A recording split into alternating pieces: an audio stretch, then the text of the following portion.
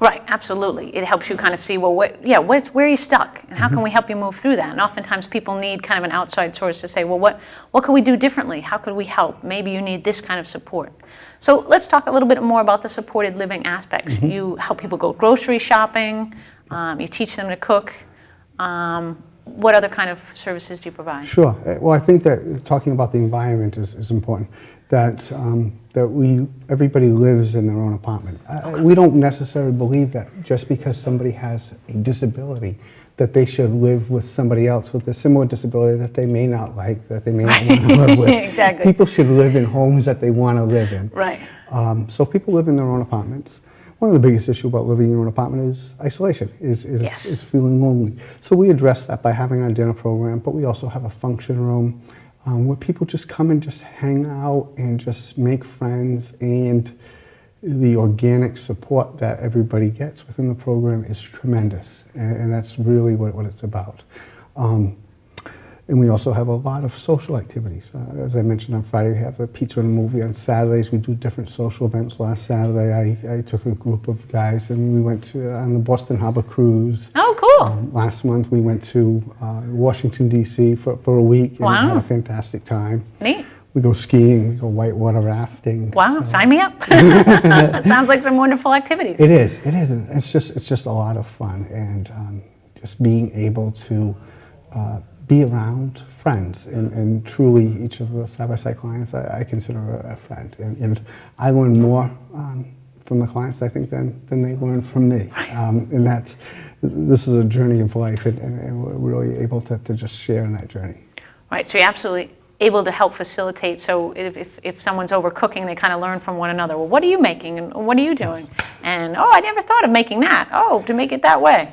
Exactly, and our clients are incredibly proud of being able to cook a good meal, and Absolutely. We focus on healthy meals, but they're incredibly proud of that other people like their meals and their dinners. And as a matter of fact, we had a gentleman who went down to the Outer Banks a few weeks ago and went out fishing, and I forget what fish he caught, but he caught a big fish, and he and his father filleted it up and he brought it back, and that was his meal. And I can't tell you, people talked about it for days afterwards, that, Jesus, we ate a meal that so-and-so caught, right. and how good it was. And so it's building that pride.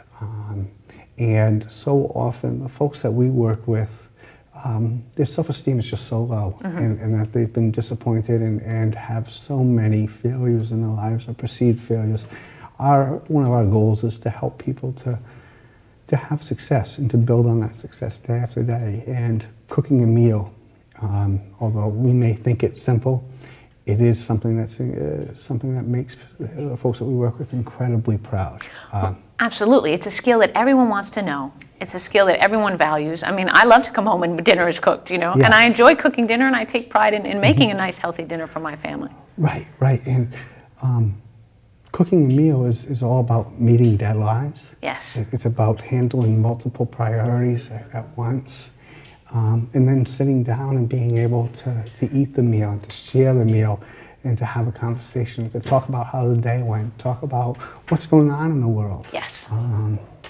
And to listen to what's going on in the world for other people, and to be able to help them to solve their daily issues, to truly being a family. Some of our clients, or all of our clients, when they first come to Side by Side, they'll come in and they'll say they love it, and then all of a sudden they'll say, I don't really have a whole lot in common with the other people in the program. And I say, well, that's the same way with your family. Right. You end up loving them. They may not be your best friends, but they're a tremendous support system for everyone. Absolutely. And it's a way of teaching daily living skills, because no one really, you don't want to sit down and teach someone like daily living skills. It's not the way to do it, but you teach them kind of conversation through doing. You teach them through kind of the interaction, so they learn, and that's the best way to learn. Right. And I truly feel that there's sitting in a therapist's office, having a 15-minute session, you don't get a whole lot of information for most of the time, but sitting there in a car or sitting there in a grocery store and talking about issues and talking about, I want to buy 18 boxes of cereal because I don't ever want to run out, and dealing with that in the environment and trying to help the person to work through that in the actual environment where they're grocery shopping, I think is incredible. Exactly. Anytime that you're not sitting there face to face, you can have a much better conversation with a lot of the people that we work with. Right, absolutely. It's that much more tangible, it's that much more concrete, it's very hands-on. Yes. So let's talk about how those skills translate into employment, because really people get promoted because of their social skills, kind of their water cooler conversation. And a lot of the individuals who we work with who experience psychiatric disabilities, that's one of their toughest barriers. Along with isolation, it's being able to kind of have that kind of dialogue.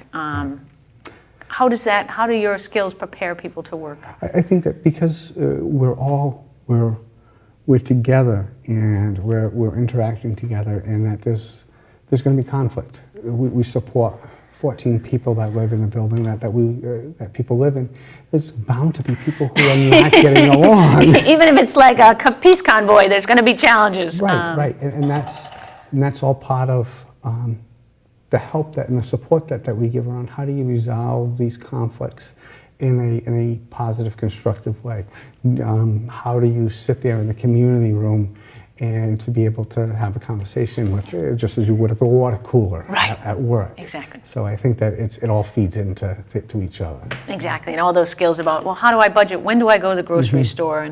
And what time should I have people over? And, how many, should I have iced tea? Should I have lemonade? How many options should I give for people? And those kind of skills really help people kind of negotiate out the world more effectively. Exactly. Talk about work, we're talking about meeting deadlines. We're talking about multiple priorities. We're talking about multitasking. All of those things are practice in real life, in a person's apartment, in the grocery store, at the bank, in the community room, during meetings. And our goal is to be providing that feedback. Yes. And that's what we're able to do, and to help people to be able to be ready to work. Absolutely. And in the moment to be able to kind of negotiate that out. Well, remember, recently when you were in the community room, and to be able to give that kind of hands-on feedback is so valuable. Right. And again, I'm building success. Joe, I think a month ago, 2 months ago, when you were presented with a situation that was similar to this is how you handled it, and this is how you handled it today. Can you see the difference? Yes. Can you see? And I think that confidence building and that skill building, really carries somebody through in the workplace. Yeah, absolutely. I would agree, definitely. So let's talk about do you have a success story that you can share with us in terms of employment? We've talked about it, we've done a tremendous amount in terms of social success and in terms of community living and helping people really build their community. Sure. Can't tell you about a success without a failure. Okay. I'm going to tell you about actually it's the same person. And this gentleman, I'll use Ed for example, that he and I have worked together for a number of years, and he wanted a job, and his family wanted him to have a job. So I was able to get him a janitorial job, and I thought any job is a good job. Ed was working there, and I went to his sister's wedding, and he was introducing me to some extended family, and inevitably when the conversation came around to, what do you do for a living? Ed would put his head down and didn't really want to talk about it, and tried to change the subject. And, I thought about it, and what Ed really wanted was a career. He wanted something to talk about, kind of sit up a little straighter and say, this is where I'm working, this is what I'm doing. Yes. My father is a successful business owner. I want to be successful too. So Ed and I spoke about it afterwards, and Ed loves animals, and he loves being outside. And we started Go Fetch Pet Services. Wow. And it was in business for 3 years, and Ed walked the dogs and marketed the business with our help and assistance, and was able to do all of the billing and learn the computer software for the billing, but also was out there every single day walking dogs and doing it when it was raining and it was snowing. When it's not fun to walk dogs. Exactly. You see the dog walkers in the torrential rain gear. Exactly.